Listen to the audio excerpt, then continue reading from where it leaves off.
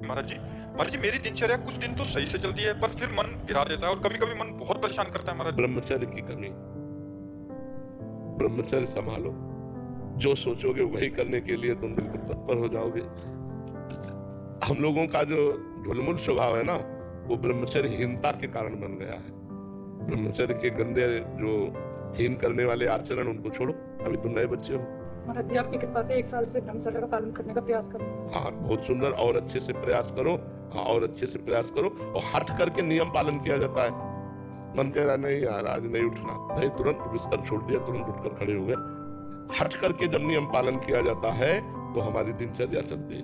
अब सोचो, अपने 12:30 बजे के लगभग जगते हैं, 1:45 बजे वही मन जब संकल्प विकल्प करता है तो मनन करता बन जाता है, और वही जब एक तार चिंतन करता है तो चित्त बनकर चिंतन कर देता है। एक ही अंतःकरण है जिसे 4 भागों में वृत्ति के कारण विभाजित किया गया। संकल्प विकल्प के कारण मन कहा गया, निश्चय करने के कारण बुद्धि कहा गया, चिंतन करने के कारण चित्त कहा गया, और क्रिया को स्वीकार करने के कारण अहंकार कहा गया। फिर एक ही मन 4 भागों में हो गया, मन बुद्धि चित्त अहंकार। ये अंतःकरण एक ही है। तो जो बुद्धि वृत्ति है वो जब निश्चय कर लेती है परमात्मा सत्य है और उसकी प्राप्ति ही परम लक्ष्य है, तो हमारा चिंतन शुरू हो जाता है। और चिंतन वो जो एक तार हो, अभी चिंतन एक तार नहीं होता, वो विक्षेप पड़ता है। तो विक्षेप जो पड़ता है वो विषय के कारण पड़ता है। जो विषय सुख की हमारे अंदर लालसा है भोगने की, उधर हमारी चित्त वृत्ति चली जाती है। यदि हमको गुरु कृपा से ज्ञान हो जाए कि जिन विषयों को हम भोगना चाहते हैं उन विषयों को कोई भोग रहा है, फिर भी अशांत है, अतृप्त है, उसके अंदर सुखानुभूति नहीं, तो हमको गलत मार्ग में अपनी वृत्ति नहीं देनी चाहिए। तो हर वृत्ति को भगवान के नाम में लगाना चाहिए। नाम ऐसा है जो निरंतर हमारा साथी बन सकता है। नाम जपते जपते जैसे ही बुद्धि पवित्र होती है तो उसमें ज्ञान के नेत्र खुल जाते हैं। अपने आप असत वस्तु, जैसे नकली नोट उठाने की इच्छा नहीं होगी। अपने को पता है नकली नोट पड़े हैं, उठाने की इच्छा नहीं होगी। ऐसे संसार के हर सुख नकली है, माया के द्वारा रचित है। स्वाप्निक है, स्वाप्निक माने नकली है। उमा कहूं मैं अनुभव अपना, सत हरिभजन जगत सब सपना। ये स्वाप्निक है संसार के सुख। तो जब ये ज्ञान हो जाएगा, प्रवचन कर लेना, सुन लेना, ये अलग बात है, इसका अनुभव होना, तब हमारा मन इनसे हट करके एक तार भगवान की तरफ जाने लगेगा। तो हमको हट करके नाम जप में निरंतरता बनानी है। बिना हट के मन नहीं मानता। हमें सुख मिले ना मिले, हमें लाभ मिले ना मिले, हमें शांति मिले ना मिले, हमको हट करके नाम जप करना है। जब ऐसा कोई हठी नाम जप करता है तो नाम जप का फिर अभ्यास बन जाता है।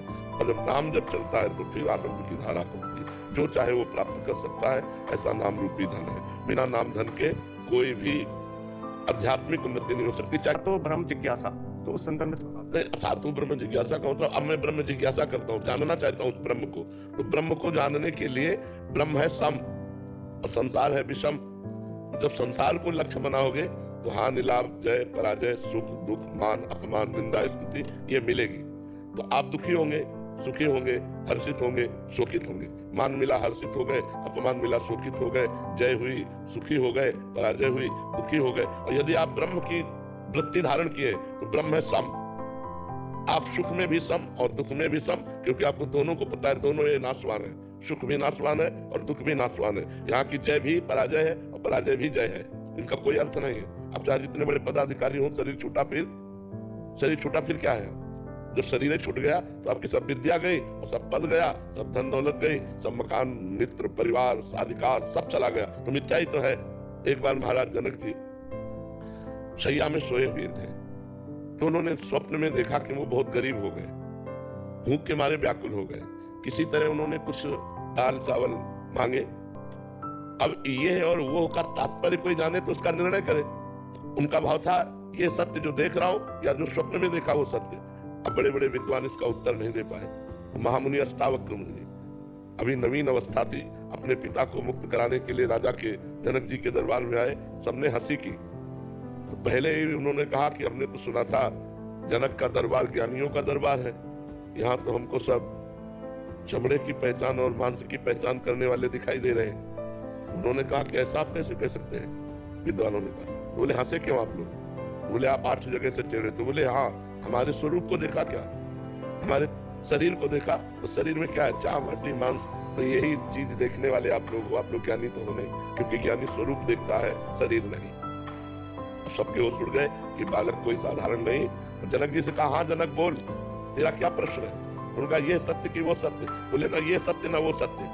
जब तू जागृत में था अपने को राजा देख रहा था, थोड़ी देर में स्वप्न में गया तो भिखारी देखा, सब कुछ दुखमय लगा, लेकिन जब जगा तो फिर राजा देखा। तो जो कुछ ही क्षण में असत हो जाता है वो सत्य कैसे हो सकता है? ये सत्य न हो सकता। अष्टावक्र गीता का उपदेश करके जनक जी को परम बोध प्रदान किया महामुनि अष्टावक्र जी ने। तो ये जब हमारे ज्ञान में आ जाता है कि न जय सत्य न पराजय सत्य, न मान सत्य न अपमान सत्य, मेरा ये कर्तव्य नहीं है, ये जो कर्तव्य हो रहा है मायाकृत है, 3 गुणों के अंतर्गत है, इसलिए वो कर्तव्य करता हुआ भी ज्ञानी अकर्ता रहता है। वो सुख दुख के बीच में रहता हुआ भी वो सुख दुख का भोगता नहीं रहता। पर ये बात केवल प्रवचन से समझ में नहीं आएगी, साधना करनी पड़ेगी। लोक परलोक के समस्त भोगों से वैराग्य, सत असत का विवेक, इंद्रियों का दमन, मन का दमन, तितिक्षा, सहनशील, श्रद्धा, शास्त्र और गुरु के वचनों पर दृढ़ विश्वास, मुमुक्षुता, मैं मुक्त होना चाहता हूँ, तब ये ज्ञान टिकता है। जब कठोर नियमों के द्वारा निरंतर ब्रह्माकार वृत्ति संसार के समस्त कार्य करते हुए, अब आप सोचो अपने लोग तो इतना कार्य नहीं जितना राजा जनक जी को कार्य, राजा को कार्य होता है ना। कोई सोचे कि ज्ञानी महापुरुष क्रिया रहित है बाहर से, ऐसा नहीं, वो क्रिया प्राण होते हुए भी कर्ता भाव रहित है।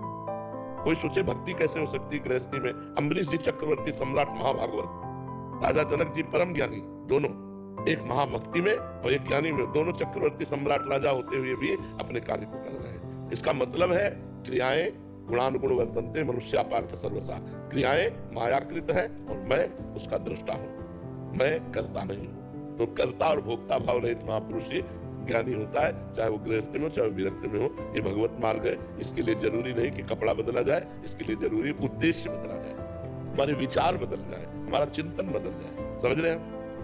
मानसी जी महाराष्ट्र से।